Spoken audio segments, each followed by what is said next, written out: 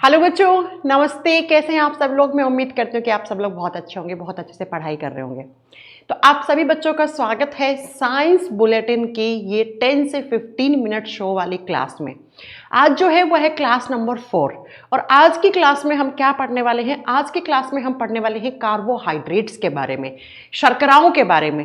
अक्सर आप देखते हो आपसे एग्जाम में क्वेश्चन आता है कि माल्ट शुगर किसको बोलते हैं, टेबल शुगर किसको बोलते हैं, जैगरी शुगर किसको बोलते हैं, शहद में कौन सी शर्करा होती है, सबसे मीठी शर्करा कौन सी होती है, कि शर्करा का डाइजेशन ह्यूमन बॉडी में नहीं हो पाता। तो आज की इस 15 से 20 मिनट्स की क्लास में आपके सारे डाउट खत्म हो जाएंगे। चलिए फिर शुरू करते हैं।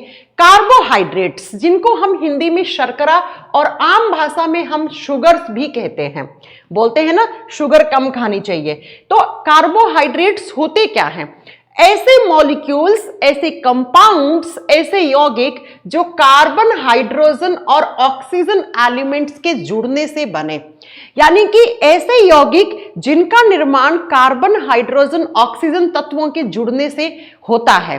तो कार्बन, हाइड्रोजन, ऑक्सीजन से जुड़े हुए कंपाउंड्स को हम कार्बोहाइड्रेट्स कहते हैं, हम इनको शर्कराएं कहते हैं। और शर्करा जो होती है वो खाने में यानी चखने पे मीठी लगती है, आपको मीठेपन का एहसास देती है। बच्चों, कार्बोहाइड्रेट्स का जो क्लासिफिकेशन होता है वो कैसे किया जाता है? हम बोलते हैं कि शुगर जो होती है, एक होती है सिंपल शुगर या सिंपल कार्बोहाइड्रेट, जिनको हम सरल शर्करा कहते हैं, और दूसरी तरफ आती है कॉम्प्लेक्स यानी जटिल शर्करा। अब ये सिंपल कार्बोहाइड्रेट क्या होते हैं? सिंपल को फिर हम आगे और दो भागों में बांटते हैं, मोनोसैकेराइड और डाइसैकेराइड। बच्चों सबसे पहले सुनो, सैकेराइड क्या होता है? कार्बोहाइड्रेट्स की जब इकाई की बात करते हैं, यूनिट की बात करते हैं, तो कार्बोहाइड्रेट्स की इकाई यानी कि यूनिट होती है सैकेराइड। और इसी सैकेराइड यूनिट के आधार पर, इसी सैकेराइड इकाई के आधार पर हम कार्बोहाइड्रेट्स को 3 भागों में बांट देते हैं, मोनोसैकेराइड, डाइसैकेराइड और पॉलीसैकेराइड। अब बच्चों जो मोनो और डाइसैकेराइड होती है उनको हम सिंपल कार्बोहाइड्रेट कहते हैं। क्यों? क्योंकि इनकी स्ट्रक्चर, इनकी संरचना जो होती है वो सिंपल होती है, इसलिए हम इनको सिंपल कार्बोहाइड्रेट कहते हैं। जबकि कॉम्प्लेक्स कार्बोहाइड्रेट ऐसी कार्बोहाइड्रेट्स होती हैं जिनकी स्ट्रक्चर कॉम्प्लेक्स होती है, नाम से ही क्लियर है।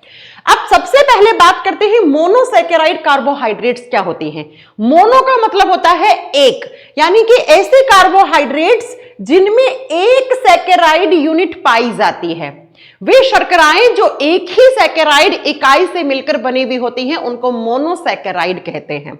और ऐसे सैकेराइड जिसमें 2 सैकेराइड यूनिट्स हों उन्हें हम डाइसैकेराइड कार्बोहाइड्रेट्स कहते हैं। यानी कि ऐसी शर्कराएं जिनमें एक सैकेराइड इकाई होती है उसको मोनोसैकेराइड, जिसमें 2 होती है उसको हम डाइसैकेराइड कहते हैं। ये जो मोनोसैकेराइड होती है, आपको 3 एग्जाम्पल याद रखना है। पहला है ग्लूकोज। ग्लूकोज कहां पे पाया जाता है? आप जितने भी सारे जूसेस पीते हैं, रस पीते हैं, आप फल खाते हैं, फलों में और जूसों में, रस में क्या पाया जाता है? ग्लूकोज पाया जाता है। फ्रक्टोज किस में होता है? फ्रक्टोज होता है गन्ने में, इसीलिए हम इसको गन्ने वाली शर्करा कहते हैं। यानी कि शुगर केन शुगर हमसे पूछ रहे तो वो कौन सी होती है? फ्रक्टोज। और फ्रक्टोज जो होती है वो सबसे मीठी शर्करा होती है। एग्जाम में बहुत बार आता है कि which is the sweetest natural carbohydrate, यानी कि ऐसी शर्करा कौन सी है जो हमें प्रकृति से मिली है और जो सबसे मीठी है, उसका नाम है फ्रक्टोज। ये गन्ने में पाई जाती है। और तीसरा जो होता है गैलेक्टोज, ये हमें दूध में मिलती है, ये हमें मिल्क में मिलती है। इसका मतलब मैम ग्लूकोज, फ्रक्टोज, गैलेक्टोज तीनों ऐसी कार्बोहाइड्रेट्स हैं जिनमें एक सैकेराइड यूनिट है, इसलिए हम इनको मोनोसैकेराइड कार्बोहाइड्रेट्स कहते हैं। जी हां, इन तीनों का मॉलिक्यूलर फॉर्मूला एक ही होता है, क्या? C6H12O6। अगर आपसे पूछे ग्लूकोज का फॉर्मूला क्या है, सब भी सेम है। फ्रक्टोज का क्या है, गैलेक्टोज का क्या है, तीनों ही क्या होते हैं, एक ही फॉर्मूले वाले होते हैं। हाँ, इनका मॉलिक्यूलर फॉर्मूला एक जैसा है, लेकिन इनकी स्ट्रक्चर डिफरेंट होती है। जब आप इनकी स्ट्रक्चर पढ़ते हैं तो बेटा देखो, ये ग्लूकोज है, ये फ्रक्टोज है और ये गैलेक्टोज है। तीनों का फॉर्मूला सेम है लेकिन स्ट्रक्चर सेम नहीं है। और केमिस्ट्री में हम ऐसे कंपाउंड्स को क्या कहते हैं, ऐसे यौगिकों को क्या कहते हैं, जिनका मॉलिक्यूलर फॉर्मूला सेम हो, जिनका आणविक सूत्र एक जैसा हो, लेकिन जिनकी स्ट्रक्चर डिफरेंट हो, लेकिन जिनकी संरचनाएं अलग अलग होती हैं, उनको हम आइसोमर्स कहते हैं, उनको हम समावयवी कहते हैं। तो अगर आपसे पूछे ग्लूकोज का आइसोमर कौन है, तो ग्लूकोज का फ्रक्टोज और गैलेक्टोज दोनों आइसोमर हैं। अगर आपसे पूछे फ्रक्टोज का आइसोमर कौन है, तो ग्लूकोज और गैलेक्टोज। अगर आपसे पूछे गैलेक्टोज का आइसोमर कौन है, तब आप क्या करके आओगे, तब आप करके आओगे कि ग्लूकोज और फ्रक्टोज दोनों गैलेक्टोज के आइसोमर्स होते हैं। तो पॉइंट क्लियर हुआ कि मोनोसैकेराइड कार्बोहाइड्रेट्स ऐसी होती हैं जिनमें एक ही सैकेराइड यूनिट होती है। आपसे पूछे अंगूर में कौन सी, फलों में कौन सी, तो ग्लूकोज। अगर आपसे पूछे सबसे मीठी कौन सी, फ्रक्टोज। गन्ने में कौन सी, फ्रक्टोज। दूध में कौन सी, गैलेक्टोज। अब दूसरी तरफ आती है डाइसैकेराइड कार्बोहाइड्रेट। नाम से ही क्लियर है, डाई का मतलब होता है दो, यानी कि जहां पर दो मोनोसैकेराइड इकाइयां आपस में जुड़ जाती हैं तो वो एक डाइसैकेराइड कार्बोहाइड्रेट बनाती हैं। जी हां, जैसे माल्टोज, जैसे लैक्टोज, जैसे सुक्रोज। जैसे माल्टोज, सुक्रोज, लैक्टोज, ये तीनों कैसी कार्बोहाइड्रेट्स होती हैं, ये तीनों हमारी डाइसैकेराइड कार्बोहाइड्रेट्स होती हैं। अब ध्यान से सुनो, माल्टोज को कहा जाता है माल्ट और बियर शुगर। बियर किससे बनती है, अंगूर से, बेरी से, फलों से, है ना। तो इन सबके अंदर क्या होता है, माल्टोज ज्यादा मात्रा में पाया जाता है, इसीलिए हम कहते हैं इसे बीज वाली शर्करा, जो बीजों में या फिर फलों में ज्यादा पाई जाती है। राइट। अब ये माल्टोज कैसे बनता है, जब दो ग्लूकोज के अणु आपस में जुड़ते हैं तो एक डाइसैकेराइड कार्बोहाइड्रेट माल्टोज बनती है। इसका मतलब मैम दो ग्लूकोज, एक ग्लूकोज प्लस एक ग्लूकोज, दो जुड़ेंगे तो एक डाइसैकेराइड कार्बोहाइड्रेट बनेगी। और कौन सी बनेगी, माल्टोज बनेगी। जी हां, जी हां। दूसरा आता है लैक्टोज। लैक्टोज को कहते हैं मिल्क शुगर, दूध वाली शर्करा। दूध में कौन सी शर्करा पाई जाती है, आप करके आएंगे लैक्टोज। दूध में हल्का सा मीठापन किसके कारण होता है, लैक्टोज के कारण। लैक्टोज कब बनता है, जब एक अणु ग्लूकोज का और एक अणु गैलेक्टोज का जुड़ता है तो हमें डाइसैकेराइड कार्बोहाइड्रेट लैक्टोज मिलती है, जो दूध में मीठापन का कारण बनती है। ठीक है। नेक्स्ट, सुक्रोज को कहा जाता है टेबल शुगर। हमारे घरों में जो चीनी आती है वो सुक्रोज की होती है। आप बोलोगे मैम चीनी तो गन्ने से बनती है। जी हां, और थोड़ी देर पहले मैंने पढ़ाया गन्ने में क्या होती है, फ्रक्टोज होती है, फ्रक्टोज। तो बेटा जो सुक्रोज होता है वो एक मॉलिक्यूल ग्लूकोज और एक मॉलिक्यूल फ्रक्टोज के जुड़ने से बनता है। इसीलिए हम कहते हैं गन्ने से चीनी बनती है, क्योंकि गन्ने में क्या है बेटा, ग्लूकोज भी होगा, फ्रक्टोज भी होगा। राइट। तो सुक्रोज हमारे घरों में जो चीनी आती है वो एक डाइसैकेराइड कार्बोहाइड्रेट होती है। यही पाई जाती है शहद में, यही पाई जाती है गुड़ में। तो अगर एग्जामिनर पूछ ले चीनी का नाम क्या है, गुड़ में कौन सी कार्बोहाइड्रेट होती है, शहद में कौन सी कार्बोहाइड्रेट होती है, आप सभी का आंसर क्या होगा, सुक्रोज। तो ग्लूकोज, गैलेक्टोज, फ्रक्टोज क्या होती है, मोनोसैकेराइड। लेकिन माल्टोज, लैक्टोज, सुक्रोज क्या होती है, डाइसैकेराइड। अब आते हैं दूसरी तरफ, हम बोलते हैं कॉम्प्लेक्स कार्बोहाइड्रेट। नाम से क्लियर है, कॉम्प्लेक्स का मतलब होता है जिनकी स्ट्रक्चर बहुत कॉम्प्लेक्स हो, जटिल हो। और कॉम्प्लेक्स कार्बोहाइड्रेट हम पॉलीसैकेराइड्स को कहते हैं। पॉली का मतलब होता है मैनी यूनिट, बहुत सारी। जब बच्चों बहुत सारी कार्बोहाइड्रेट्स की जो सैकेराइड यूनिट्स होती है वो आपस में जुड़ती हैं तो वो एक कॉम्प्लेक्स कार्बोहाइड्रेट मोनोसैकेराइड बनाती हैं। अब ये कितनी यूनिट, तो बेटा 10 से लेकर अनंत तक हो सकती हैं। 10 से लेकर इंफिनिटी सैकेराइड यूनिट्स जब आपस में जुड़ती हैं तो वो एक जटिल शर्करा यानी कि पॉलीसैकेराइड बनाती हैं। यानी कि मैम पॉलीसैकेराइड्स वो कार्बोहाइड्रेट होती हैं जिनके अंदर जो सैकेराइड्स यूनिट होती है उनकी संख्या कितनी, 10 या 10 से अधिक, कितनी भी हो सकती है, अनंत तक। इसके एग्जाम्पल जैसे स्टार्च, स्टार्च किसमें होता है, आलू में ज्यादा होता है, चावल में स्टार्च होता है, साबूदाने में स्टार्च होता है ना। तो बेटा ये स्टार्च जो होता है वो प्लांट का रिजर्व फूड होता है, संग्रहित भोजन होता है। पेड़ पौधों में जब बहुत सारा ग्लूकोज बन जाता है तो वो उसकी जड़ों में आके स्टार्च के रूप में जमा हो जाता है। अब स्टार्च कैसे बना है, तो जब ग्लूकोज की n यूनिट जुड़ जाती हैं, यहां पर n क्या होगा, is equal to 10 to infinity, यानी कि जब ग्लूकोज की 10 से अधिक इकाइयां आपस में जुड़ जाती हैं तो प्लांट्स का स्टोर फूड स्टार्च के रूप में बन जाता है। इसीलिए हम कहते हैं पेड़ पौधों का भंडारित भोजन स्टार्च के रूप में, और कहां पे होता है, उनकी रूट्स में, उनकी जड़ों में पाया जाता है। यही कहते हैं। हाँ जी मैम, तो स्टार्च क्या है, एक कॉम्प्लेक्स कार्बोहाइड्रेट, एक पॉलीसैकेराइड। क्यों, क्योंकि ये ग्लूकोज की n इकाइयों से जुड़कर बना हुआ होता है। दूसरा आता है ग्लाइकोजन। ग्लाइकोजन हमारे शरीर के अंदर होता है। हम क्या हैं, ह्यूमंस, एनिमल्स, मनुष्य का और जो जानवर होते हैं उनका संग्रहित भोजन ग्लाइकोजन के रूप में पाया जाता है। और कहां पे, उनके यकृत में।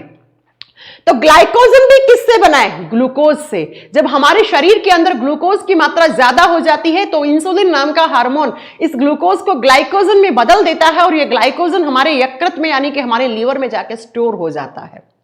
तो अगर मैं आपसे पूछूं ग्लाइकोजन क्या है, ग्लाइकोजन जंतुओं का और मनुष्य का भंडारित भोजन उनके यकृत में पाया जाता है। और ग्लाइकोजन क्या है, ग्लाइकोजन एक कॉम्प्लेक्स कार्बोहाइड्रेट है, एक पॉलीसैकेराइड कार्बोहाइड्रेट होता है। 3 नंबर पे आता है इन्यूलिन।